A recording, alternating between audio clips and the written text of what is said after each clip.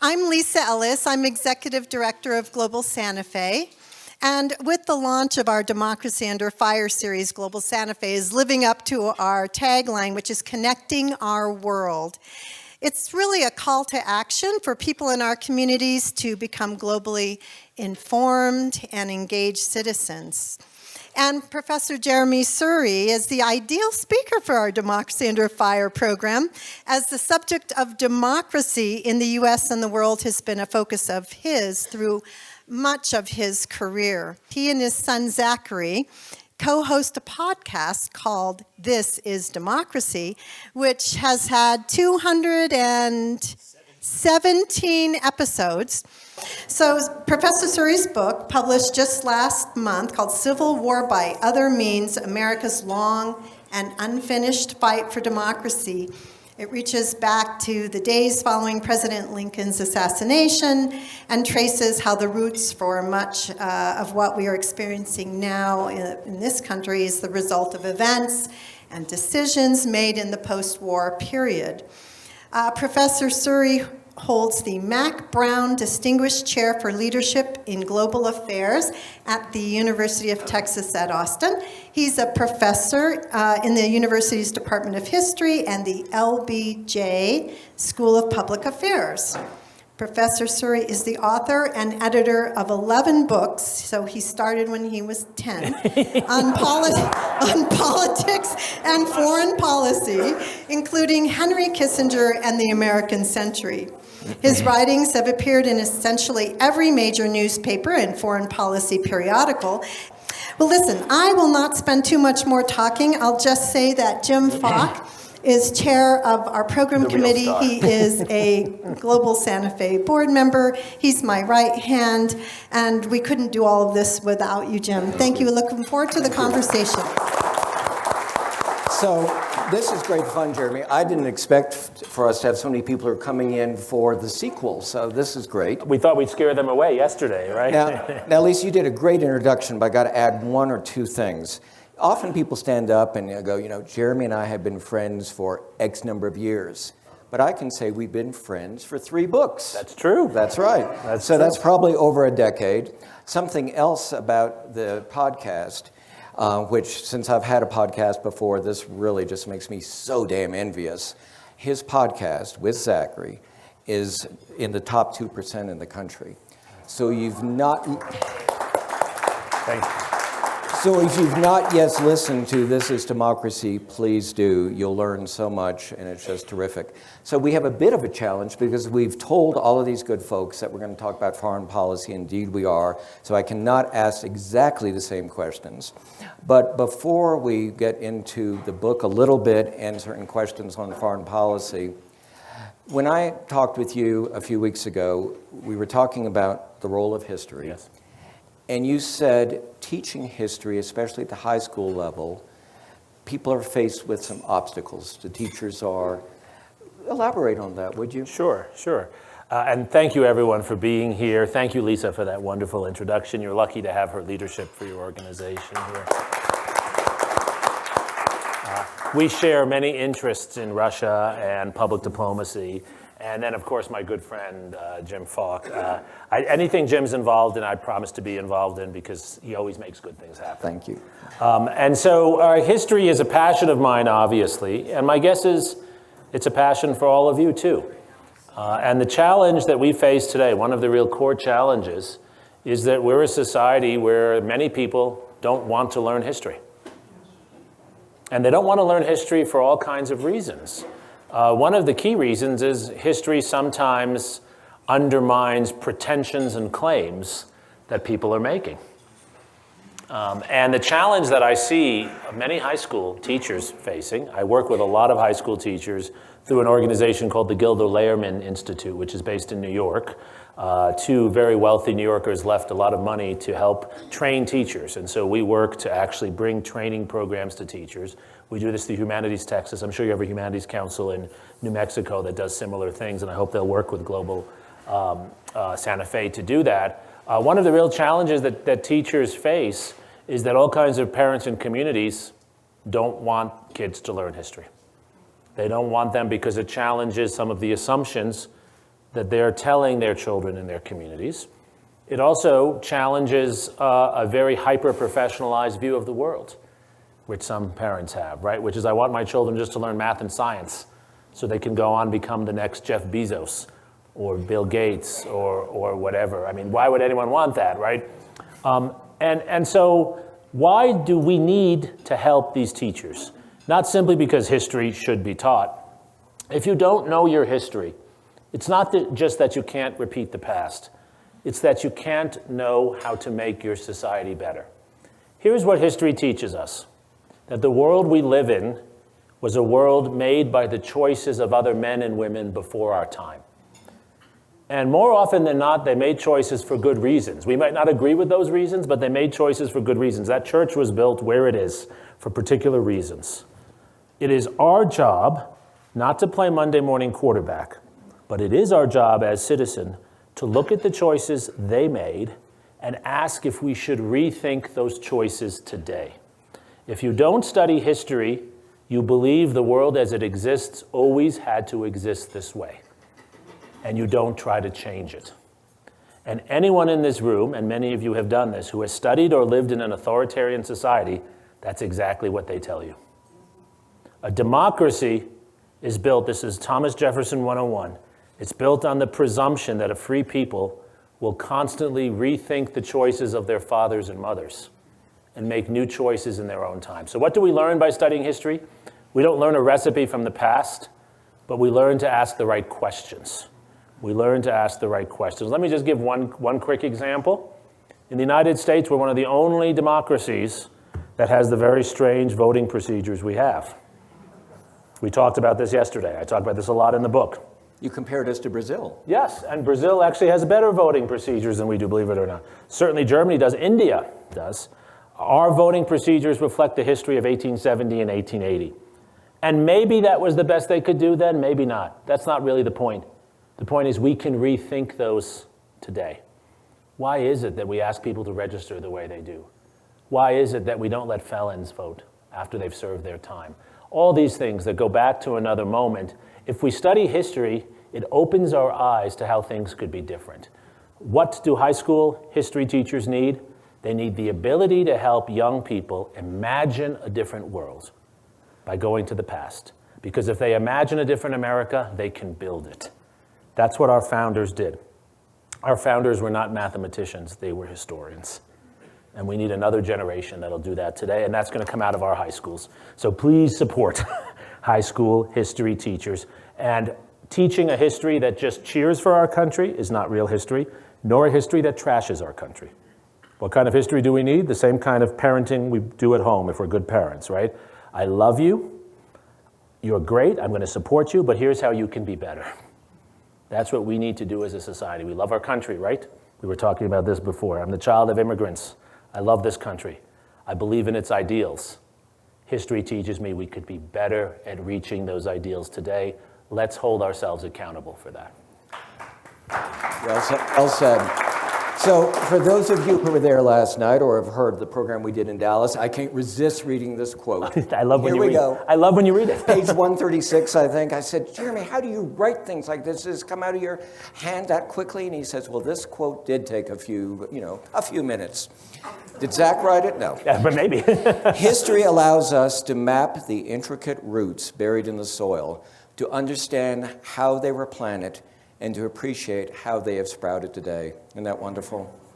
So when you look at where we are today, and I think our conversation today is a little bit different than it might have been before we saw the results of the election. Yes. But what can we learn? What can we take from your research from the Civil War onward to where we are today? A lot of things, and I think Tuesday was an opening for more historical thinking. A lot of good things, from my point of view at least, happened on Tuesday, but we're not here to have a political conversation. We're here to have a conversation about facts and research and knowledge. And there are at least three things I would say that Tuesday should inspire us to think about. One is the subject of the op-ed I wrote for the New York Times, which is that our country has always been divided. We were as divided after the Civil War as we were before the Civil War. And ladies and gentlemen, we're divided today. 26 Republican governors, 24 Democrat. The House is going to be about 218, 217, 219, 216, right? It's going to be, you're all watching the same news I'm watching, and the Senate's going to be 51-49 Democrats or 50-50. I mean, could we be more divided than we are today? But yet, this is point number one, in our moments of division, we've still been able to achieve a lot of things. And we were talking about this, right? There's no one soul of our country, there are many souls. And what leadership is about, and what your organization is encouraging, is people to respect the differences, different points of view, different religions, different backgrounds people have, but yet find ways for people to work together. Alexis de Tocqueville wrote about this in Democracy in America. How many have read Democracy in America? You should make that mandatory reading. I will give you a test next week. You guys have about a week. Come back. Alexis de Tocqueville visited our country in the 1820s, and he was astonished as a Frenchman in a Catholic country of a monarchical tradition. He was astonished by how many different religions there were. Like he went to Locofoco ceremonies, he went to Shaker ceremonies. He was just amazed. The Quakers, he found it amazing that they just sit there and say nothing, right? Extraordinary. And he said the miracle of America, the miracle of American democracy, was that they all keep their religions, but yet they come together for business. They come together to make law. They come together. And that's what leadership is. That's what leadership. We didn't have enough of that after the Civil War. We had some of it under Ulysses Grant. We had some of it certainly later with Theodore Roosevelt. We don't have to be united. We'll never be truly united. We'll never all agree, and we shouldn't. I don't like being in a room where everyone agrees, because I'm half Jewish, I'm half Hindu. Usually the groups of people who agree come after my people. Right? Jews have not done well in homogeneous societies, right? So I'm for a society where people disagree, but work together. Work together for common interests in their differences, right? So that's something we can do. But that requires sophisticated leadership. And it requires getting off of Twitter, right? Because that doesn't happen in 120 characters. Second lesson is that the rule of law is absolutely crucial. And the rule of law, not just people who say the rule of law to try to protect their misbehavior, the actual equal application of the law. One of the heroes of my book is Ulysses Grant, not for the battles in the Civil War. He deserves hero worship for that. My book starts at the end of Antietam, at the end of those battles.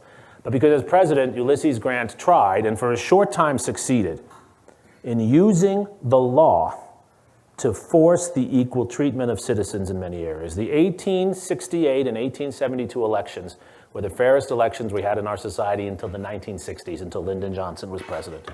It was also a moment when we had more African Americans and Jews and others elected to office in the 1860s and 70s than we would have in the United States again until the 1960s and 70s.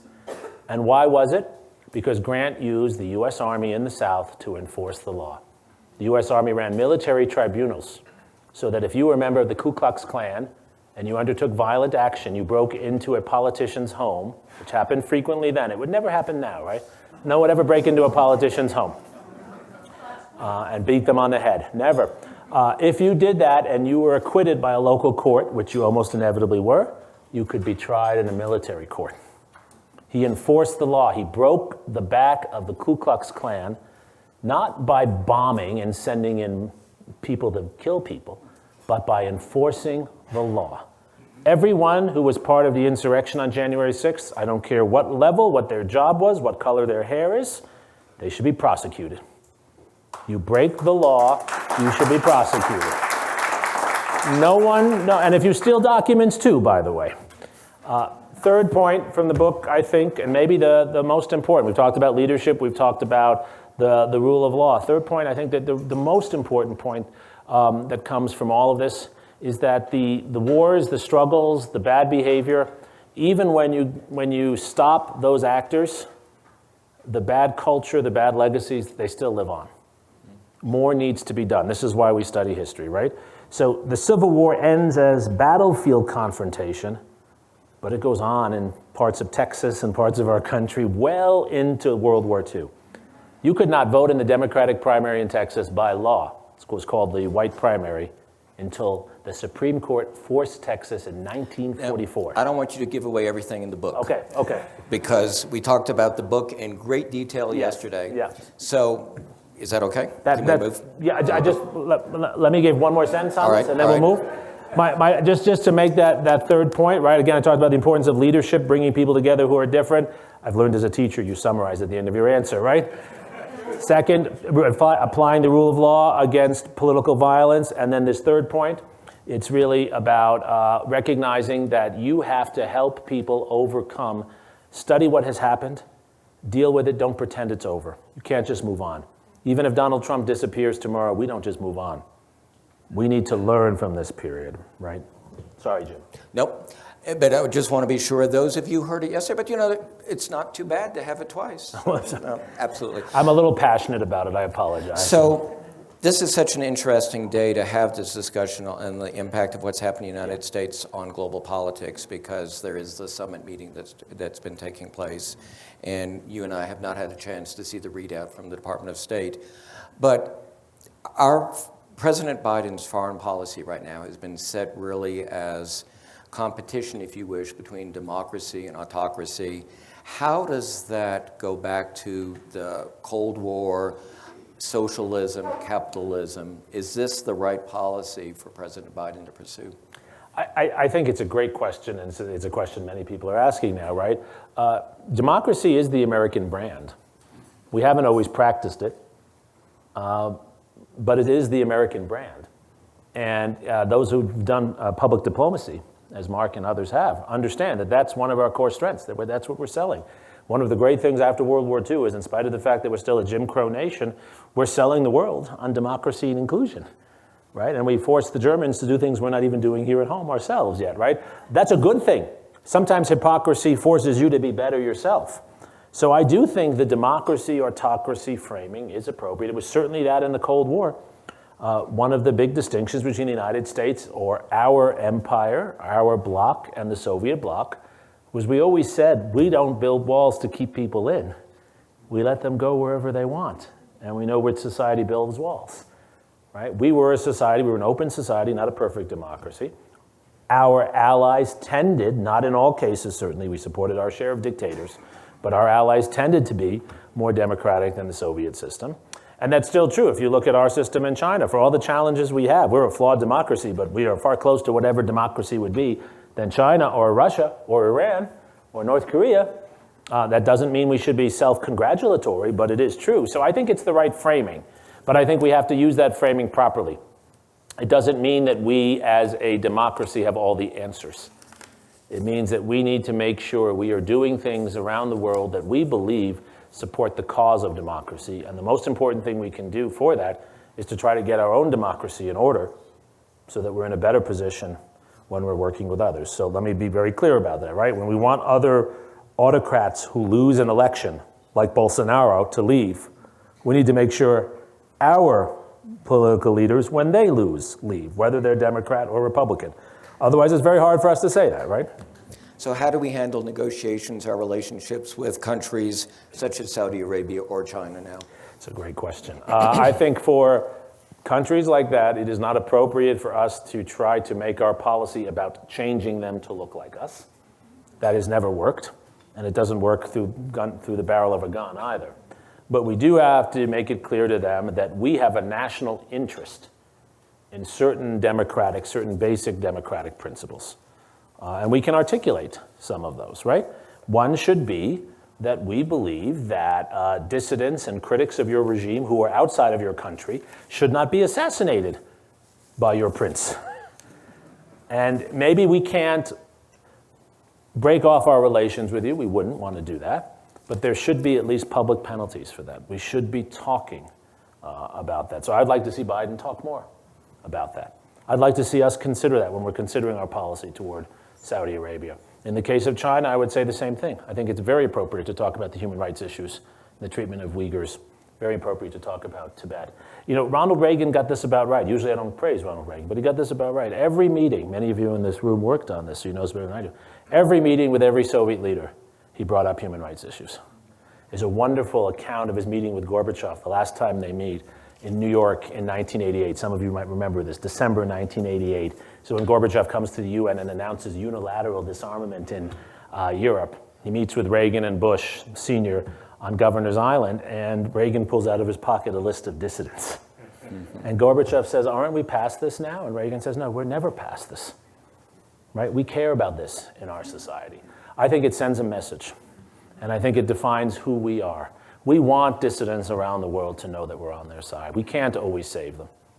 We want them to know we're on their side. If we're not doing that, why are we bothering?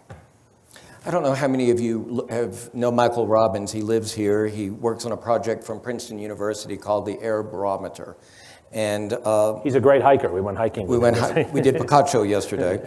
And his most recent survey of the Middle East, and particularly on Tunisia, said that 70% of Tunisians believe that economic performance is poor under a democratic system. How do we address arguments like that? With a very young population that has unemployment now of somewhere around 18 to 20%. Well, one thing we need to do is build into our foreign policy more efforts to create economic opportunities for people in different societies. And one of the challenges we have in the Middle East, and Jim, you know this better than I do, is that we're often so embedded with the dictators that we're not actually creating economic opportunity on the ground. Where we've done this well, and certainly not perfectly, but done it well, are places like South Korea. Japan, after World War II, our investments were keyed toward not just the Mitsubishis and the Hyundais, but also to local labor councils that we supported. We supported labor industry. We supported workers in different societies. We need to do that. Many of you, again, know this better than I do. Union leadership used to be a part of our foreign policy. Right? Education leadership used to be a part of our foreign policy. They haven't seen enough of that. I can see why young people in Tunisia would probably not recognize that. We don't do enough of it, right? I think the historian would say in the long run, those kinds of investments actually pay great dividends. Think about the Fulbright program. Yeah.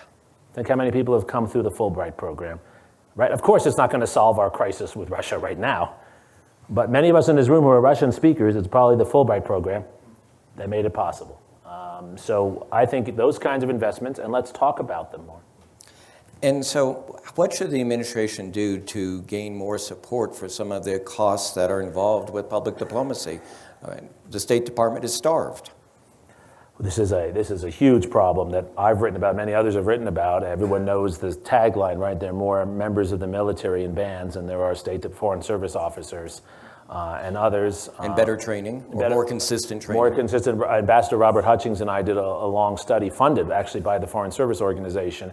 We looked at the training of 10 peer foreign services, France, Germany, Turkey, et cetera. And they do so much more for training their Foreign Service officers, especially through their careers. What our military does. I have 3 military officers who will soon be generals who are at UT for the year, paid for by the military. They get their salary and their tuition paid to take a year off. They're at about year 15, 16 in their career to study. State Department doesn't do this. When Linda Thomas Greenfield was Director General, I had a meeting with her and we tried. We actually offered at UT to do this with the State Department. We even offered to pay for it. And she said, no, we don't have enough personnel. I can't spare people. I don't have the float. That was the term she used, the float. I'd never heard that float. I didn't know what float was. It took me a while to figure out. So how do we sell this at home? And this is not a new issue. That's not a new problem. The Council on Foreign Relations in many ways was created in the 1920s for exactly this reason, to sell this, what was considered Wilsonianism, at home. I think there are some things we can do. First of all, we can start by getting it into the schools, by educating people about why this is so important, teaching them about this. And one of the ways we can teach is by showing up as guest speakers. A lot of teachers don't know. We should. I hope that Global Santa Fe is working with classrooms to get people in the classroom. Support that work. We are. That makes a huge difference. I know from my own son, right? When someone comes in, he knows about all this stuff. He has to hear from it at home. My son and daughter do. But when someone comes in from another area to speak to them, they remember that day. They remember what they hear. It changes the way. So we need to work it into local politics. We need to elect people to office who care about this. We have to start caring about this as we're electing and voting for people. And I think we need leadership in Washington that will give the funding for these issues so we can explain at home what we're doing. I'm sorry to say I don't think the State Department does a very good job of discussing at home what it does. And this is something... Well, it's almost been prevented from doing it. Right, but I think we should be able to, we should invest. And I would like to see President Biden and Secretary Blinken, who I think understand these issues, make the case to Congress to actually fund that kind of activity. Well, here's a statistic that I think will give you pause.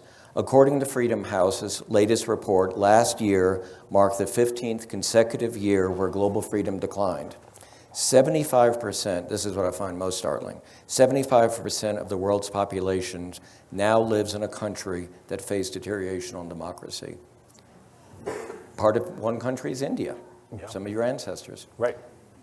Yeah, I mean, these issues are always global, right? What happens in one society influences another because of the connections between societies, but also because of the power of imitation, the power of example. So that takes us back to where we started. If we want to reverse that, we have to live up more to being a beacon of democracy. So that's one part of it. But I also think one of the reasons we've seen this deterioration is because of global inequalities.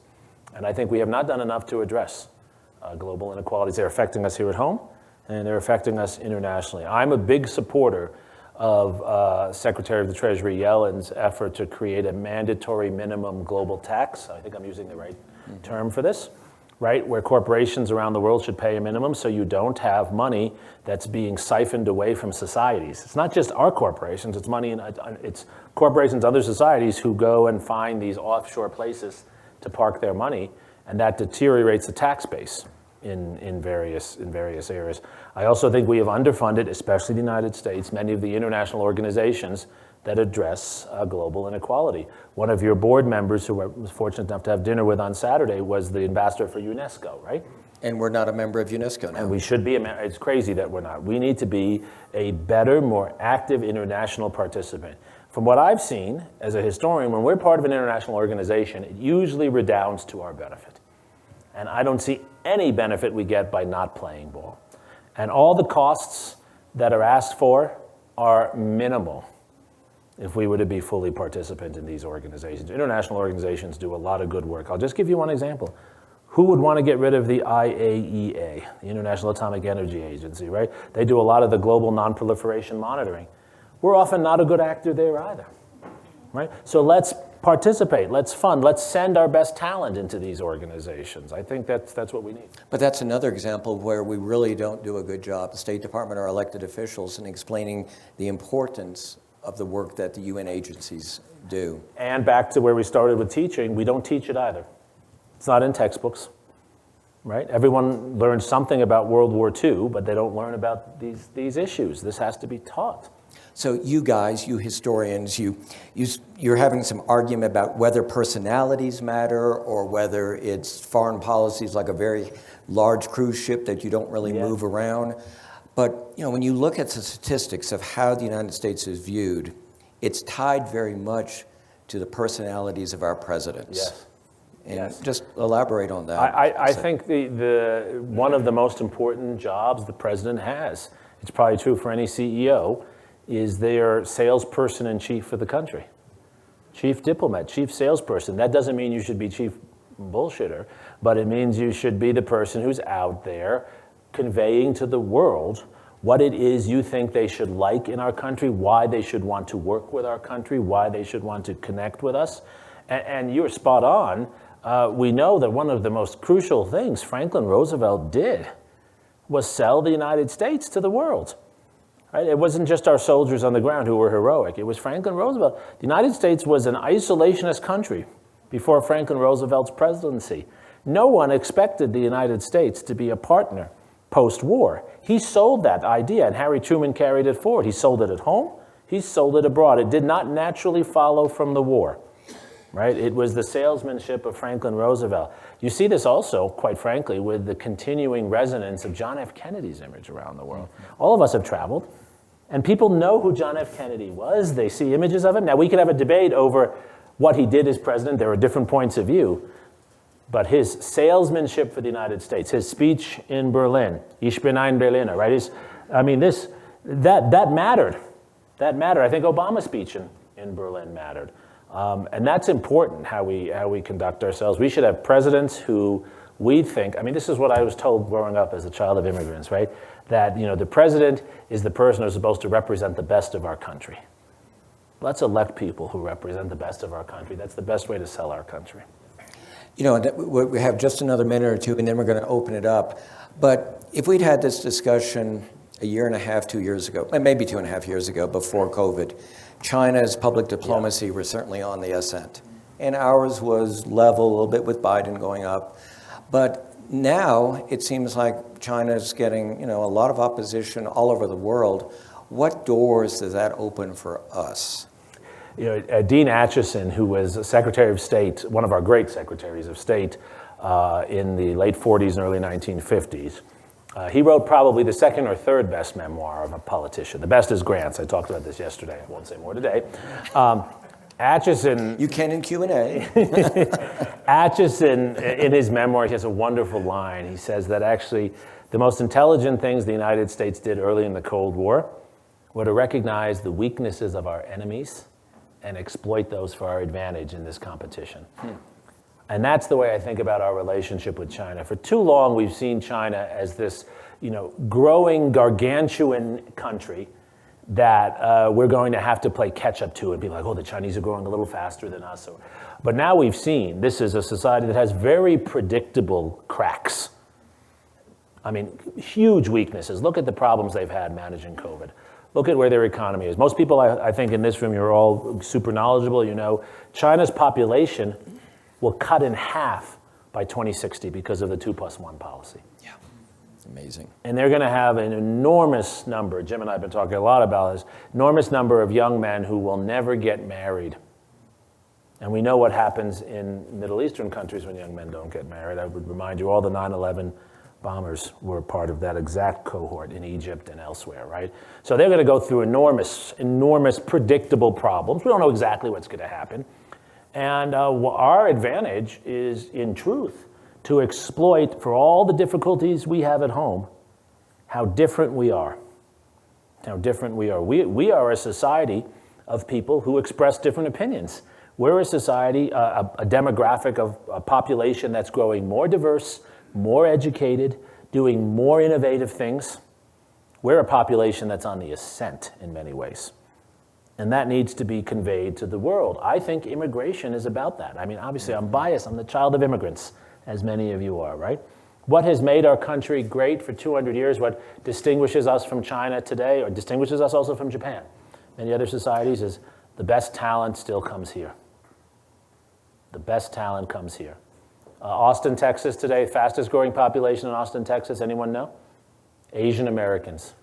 Asian Americans, Indian and Pakistani programmers. That's what our society is. Let's sell that to the world. Do you want their Belt and Road money, or do you want a society you can actually work with? Do you want a society where you have a connection? And that's what we should be. That's what we should be selling. And go ahead, please. So we're about to do the Q&A from you, but take 1 minute and highlight what you wrote in this article. Nothing made us happier at Global Santa Fe to look at the New York Times yesterday and say, oh, who is this guy? Oh, he's coming in town today. They timed it for you. Actually, it was really Dorothy who made this happen for Collected Works. It's so interesting working with the New York Times because they're always, well, we'll publish it tomorrow or the next day, and it just happened to hit. So I will always come back to Santa Fe when I want something in the New York Times. My point's a very simple one. It comes from my book, but I think it also comes from a broader reading of American policy, particularly foreign policy, which is that the way we get things done is actually not trying to create some generic, principled connection among people. That sounds good in the classroom. What actually works is identifying issues that we care about, where we can bring people together. I talked about Franklin Roosevelt. He's the master of that. Lyndon Johnson was good at this, Abraham Lincoln. This is what I call political skilled leadership. What did Franklin Roosevelt do? He didn't actually believe everyone was going to agree. He found programs that could bring people together. That's what the New Deal is. The New Deal had something in it for labor. It had something in it for African Americans. It had something in it for business leaders. It had something in it for national security specialists. We need to come up with issues that bring people together. Democracy is one of them. I think that's what actually happened on Tuesday. Not a single election denier was elected Secretary of State in any state. We should congratulate ourselves on that, right? Let's find those issues. Here's one, and I did mention this last night, but I'll say it again, and Cecile and I were talking about it, right? Here's one. I think there's very broad agreement, even among some Republicans, that there should at least be protections. Shouldn't be the only thing, but there should at least be protections for women who have been raped to have access over their control over their bodies. I'd like to see, I would suggest, I'd make the case that Biden should come out and say that. He should ask for more, but let's start there. Let's start there, right? Let's start on basic school safety. The federal government can fund some basic, look at what happened in the University of Virginia today, right? There are a number of these issues. We don't have to agree on the principle of gun ownership or not, or the principle of abortion or not. We can agree on certain issues and measures and bring people together. If you look at what Franklin Roosevelt did, that's exactly how he conducted policy. We can do that today. And I think, I wrote the piece to actually encourage Biden, but also to praise him. I think he has the right skills to do that. I think that's what we want. And those of us who are progressives have to be willing to say, we want more, but we've got to start somewhere. And those who are conservatives have to be willing to say, I'm going to have to compromise a little bit and move toward common interests in that way. That's not unity, that's issue politics. And I think that's how you build coalitions. And with that, let's take some questions. And raise your hand so we just have a sense in the room. And for those of you who may be disappointed that I didn't let him talk about his book, all you have to do is go to the Collected Works website, and you can see a wonderful video of our discussion from yesterday. And he's talking all over the country, so you'll be able to catch up. No, this was Benedicte. Professor, that's wonderful. Thank you. You are great. But I do want to ask you, can you relay what you have just said the last 10 minutes to President Biden, please? Because it's marvelous suggestions, and he gets advice from so many sources, but you can put it into words on half a page. Could you do that? I will try. Hopefully he reads the New York Times. Yeah, so we know he does, actually. So actually, that's one of the best ways to influence a president is to put something in the New York Times. So, but I will be in Washington on Wednesday and Thursday. I will be talking to some people. Thank you. Thank you.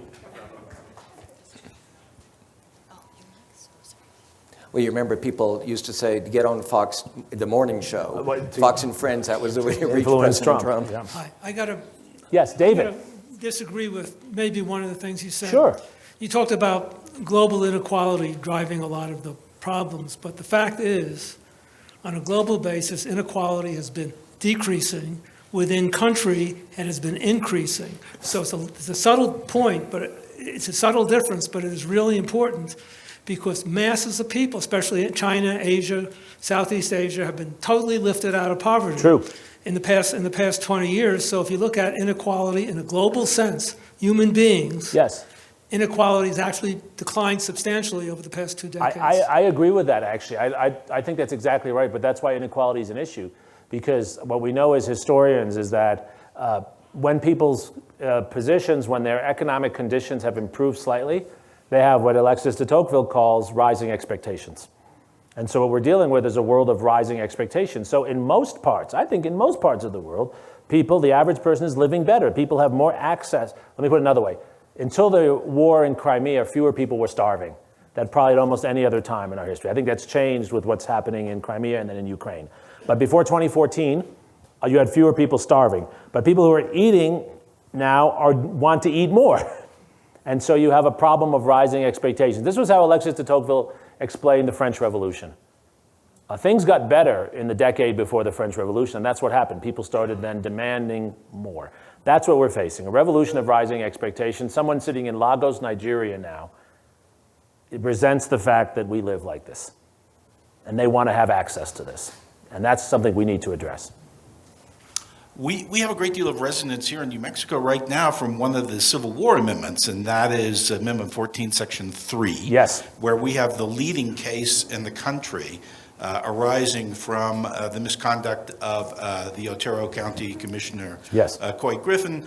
The Court of the First Instance already ruled. He's already been removed from office and banned permanently from holding any position of public trust.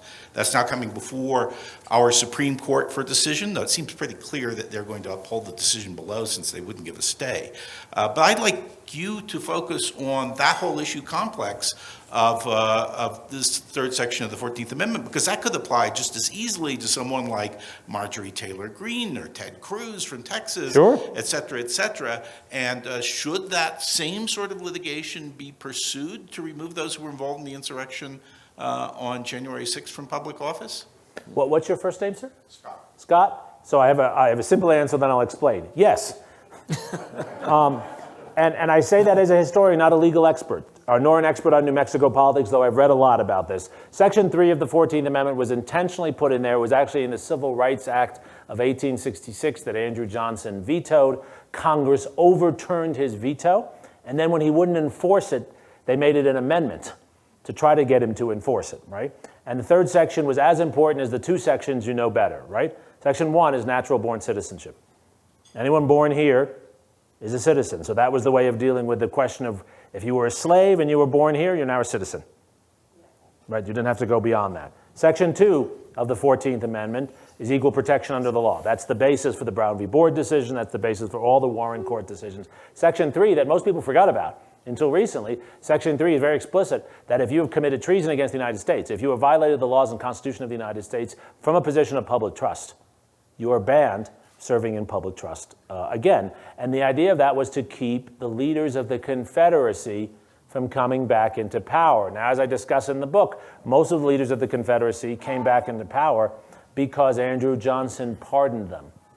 He gave individual pardons and then a blanket pardon, which is the only way around that third section of the 14th Amendment. It was always intended to be applied to anyone who committed insurrection. That's exactly why it was written. So, as we look at today, those who committed or were involved, whether conspired to lead insurrection against the United States, they should be, under the historical precedent, they should be denied the right to serve in public office. It seems to me it's a pretty open and shut case. The only question is, were they involved in insurrection? I think everyone should clap for that. I like that, right? So that's the issue. So let me be clear. I don't care what position you're in. That 14th Amendment, Section 3 doesn't say you're excused from this if you're a member of Congress. Anyone who commits insurrection against the country loses their right to serve in public office if they're convicted of doing that. So if these cases, if Marjorie Taylor Greene is found, I don't know the fact basis enough, but if she's found to have conspired, to giving a tour to the insurrectionists beforehand, giving them plans, absolutely. And she should be kicked out of Congress immediately if that's the case. We have lots of questions. Right over there, sir. Yes, sir. Do you have a sense that it's time to move beyond the bicameral to a third or fourth party of politics in this country? I wish we could. Your first name, sir?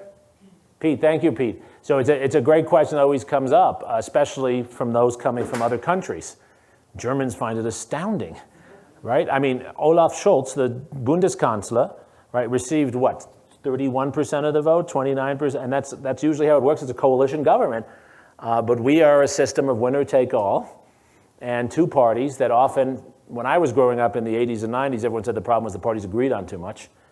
Now they don't agree on anything, and we're stuck. And most of us go and we vote for someone who is suboptimal, right? Not really our choice, but better than the other because they're part of our party, not that party. So we do need more political points of view, but our system does not allow a third party because it's a winner-take-all system. If we want to have more parties, you got to start in a state like New Mexico, and what you have to do in New Mexico is you have to create a system that's not winner-take-all, which you can do in your state elections. Go to ranked choice voting, right? More of that, right? As you have in Alaska, as you've started to do, right? That's what will get you there, and I think that would be a lot better for us as a country. And if I can add, there's a grassroots movement, I suspect you know about this, No Labels. Yes. And go and look on the internet, No Labels, and you'll see what is right. being And proposed. these are business leaders. These are business leaders and a number of politicians, current and former, who are going to look to see who really declares for the upcoming presidential election, and they may be putting forth some candidates. It's a very interesting movement. Next question, please. And if you could say your name. Oh, sorry. Mike Holloway. It occurs to me, listening to all this and other issues around it as regards our system versus the world, seems like we're in a place that we've been so often, which is where there's a hunger for what I'd call an easy answer type government, where things are resolved quickly. You know, it's maybe fueled by the internet. I get the answer. It's over. It's over.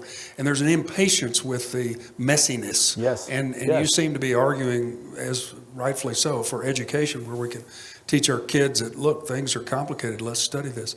I guess what I'm asking is, what do we do about the hunger that exists so many places for something that gives people comfort, where they can rest assured we've got an answer? Yeah. And versus all of the messiness that we've just been going through, and we've always gone through since the Civil War. Right. Mike, it's a great question. It's the age-old question, which is, you can't solve the problems quickly, if ever, that a lot of people are concerned about, but how can you get them to invest in small steps, incrementalism?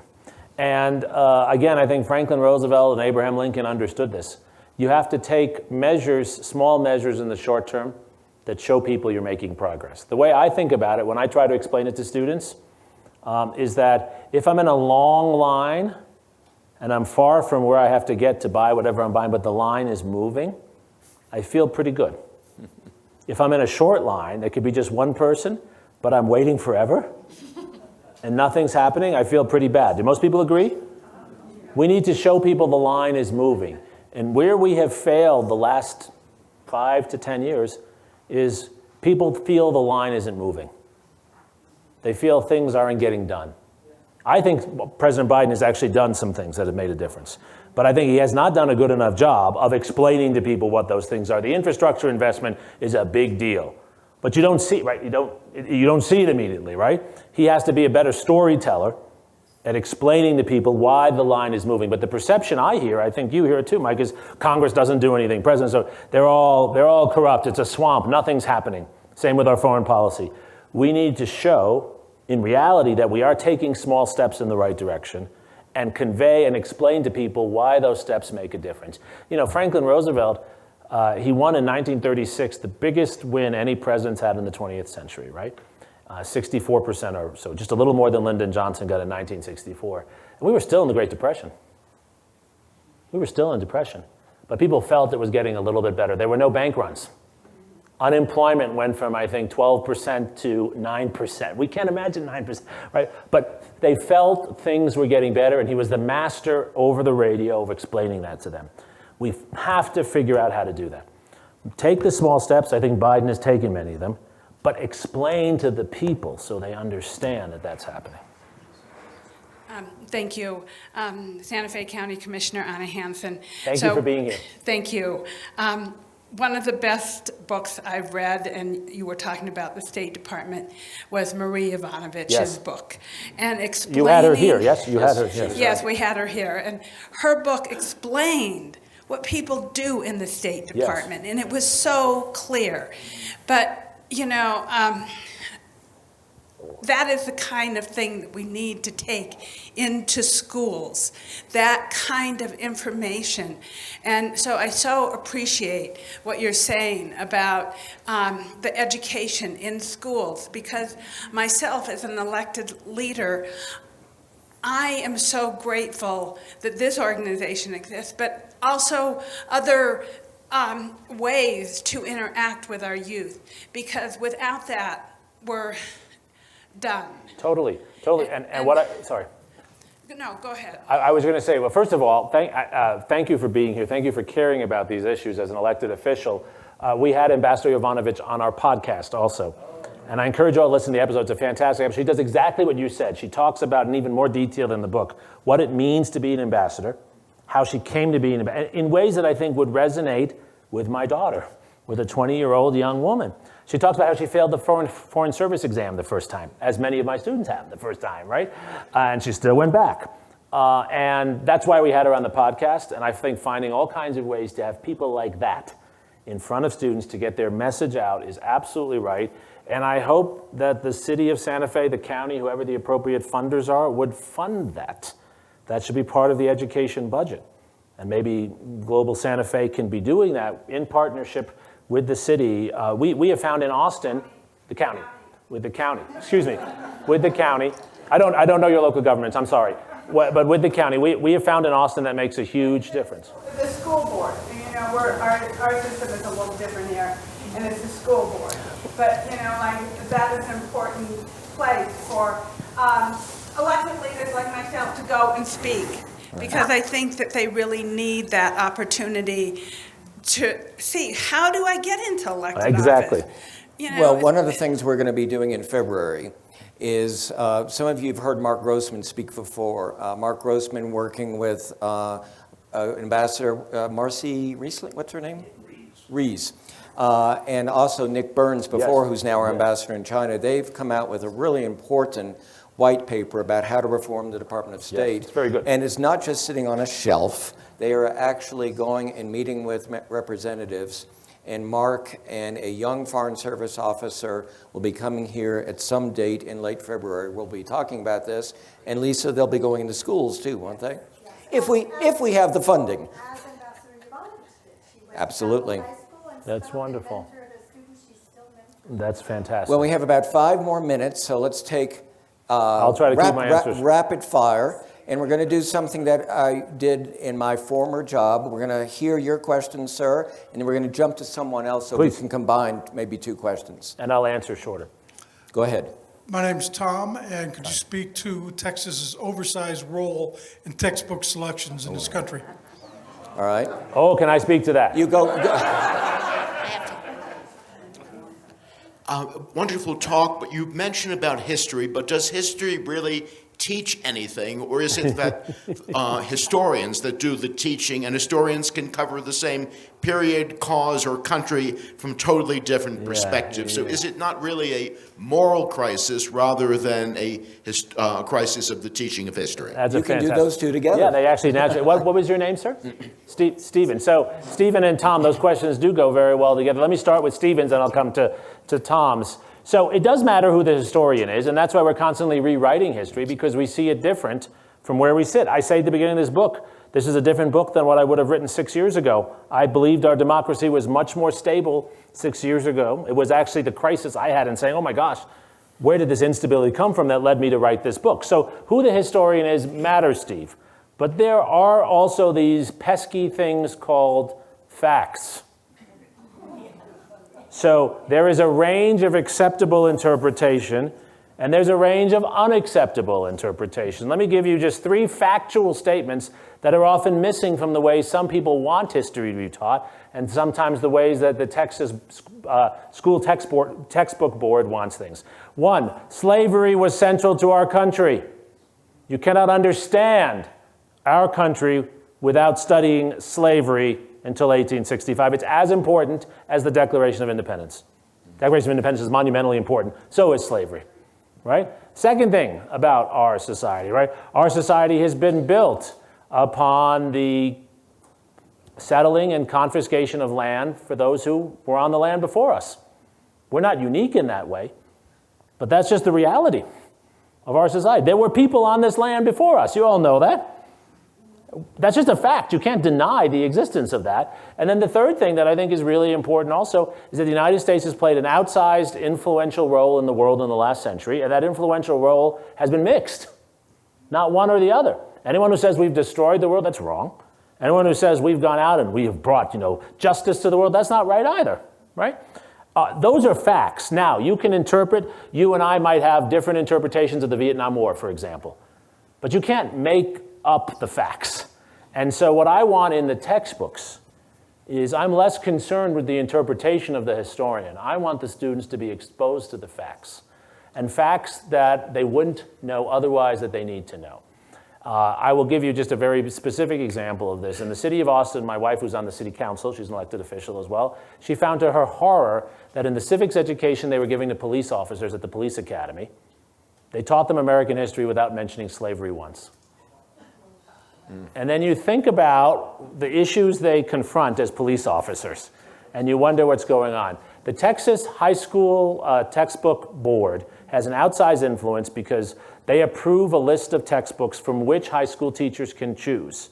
And they do that for the whole state. It's the biggest single market. California doesn't have a centralized system. And so they influence all textbook companies and what they include and what they don't include. And most of the people on that board are people who don't know anything about history, even the ones I agree with. I agree. I've interviewed some of them. You have. It's pretty frightening. I believe we should have a board, but it should be a board of experts. And I would connect your question to Steve, right? And say we should have a group of diverse historians with different interpretations, but professional historians who know what they're talking about, not the local lady who you like in your neighborhood, right? And that's a real problem, and that needs to change, that needs to be reformed. And until that is reformed, it's going to be a real problem getting good textbooks. Let's take the last question in the back. Professor, could you critique the so-called America First approach to foreign policy that is so embraced by the right wing in this country? Great question. It's Rod, if I remember, right? Yeah. Rod asked a great question yesterday also. You see, you ask a good question, you get an A in class, right?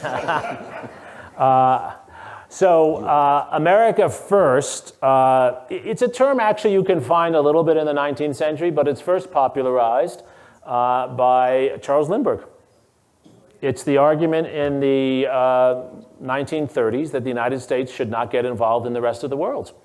And a university, my own alma mater, where I got my PhD, Yale University, was a center of America First views. These were not necessarily horrible people. Some of them were Nazi apologists. But most of the America First supporters were people who believed what happens here is what matters to us, not what happens there. To hell with the rest of the world. We're far away. That has always proven to be a self-defeating position for the United States. I can say this even before there was an America First. We have always been a part of the world. We have never been outside of the world, even though we might like to think of ourselves that way. What happens elsewhere matters to us. Even if Vladimir Putin today cannot really come and cause harm directly in Santa Fe, what he does, if he were to take control of Ukraine, which thankfully it looks like he won't, and he were to jeopardize this basic structure of European security, that would undermine the basic pattern of our economy, our society. It would have grave harm to us. And in the long run, it would diminish our power, influence, and prosperity in the world. So we have to care. America First has always been a simplistic, distorted view of the world. And anyone who claims that for America First doesn't know the first thing I think about foreign policy. That doesn't mean we have to agree on being involved everywhere. But we cannot be an isolationist country. That has never worked for us. And I just realized I've been happily overruled by Lisa. Do we have a question? Well, wait, do you have a question? We have a question here, and then we'll get to We're going to take this question, then the mic is going to fly over to you. All right. I'm Barbara, and we haven't talked about the Fourth Estate. Yes. And it just seems to me that we are being extremely poorly served by the way the press works for us right now and the media. Information does not get out to the public. We expect the public to make decisions on quarter soundbite information, no matter what field we're in.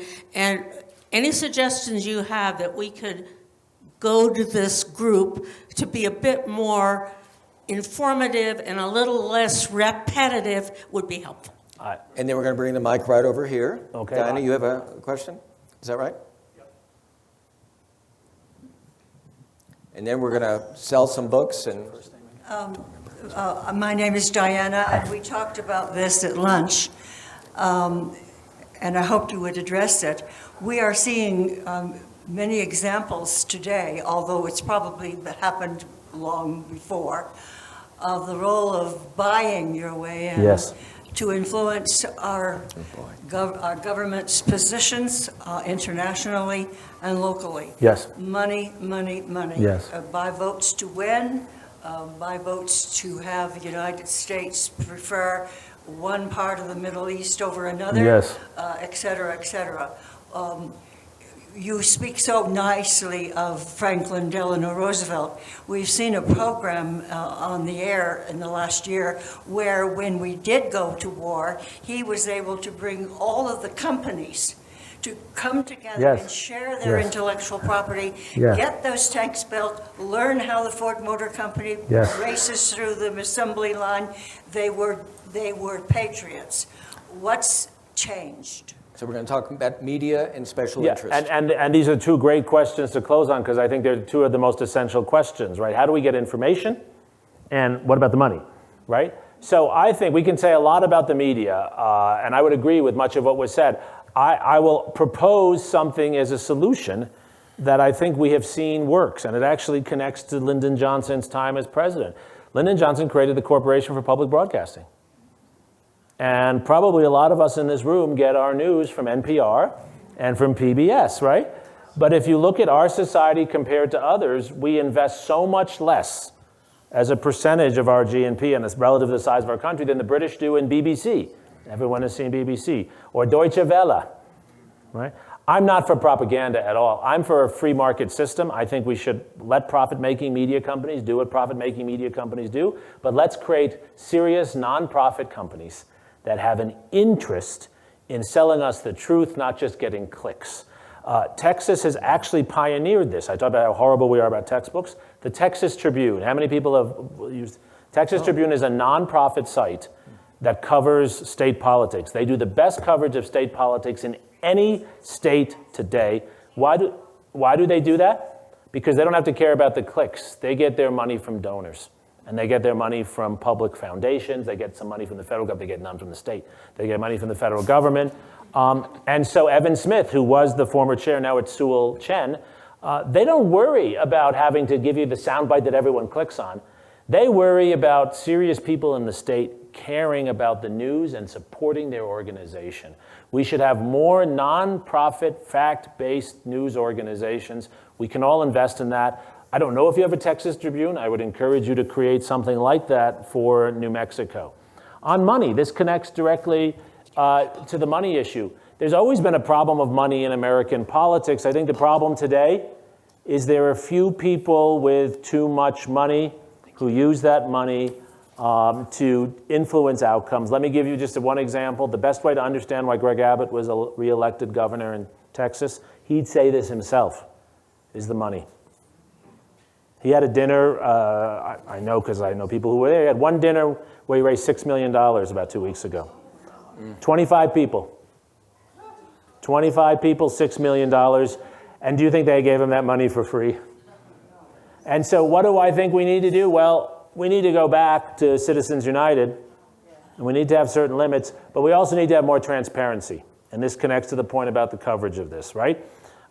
Too much money is hidden now in PACs and various other things. So let's start with transparency. Let's start with some basic limits. We have in Austin, Texas, a limit on how much you can give in a city race. I think it's about $1,400 a family. Still a lot of money is raised. My wife had to raise more than $200,000 to run for office, believe it or not, in the city. But it meant that there was full transparency and no one person could buy the race. I think that's a fair way to go forward. You should have the money to give, you should have the right to give some money, but not to buy a politician. And we need to go back to that issue. I would like to see President Biden. I'd like that to be another issue. 80% of Americans, I think, agree with what I said. So let's, to where we were before, let's close where we started. I think that's an issue where Biden can bring people of different parties together. And on that note, Professor Suri.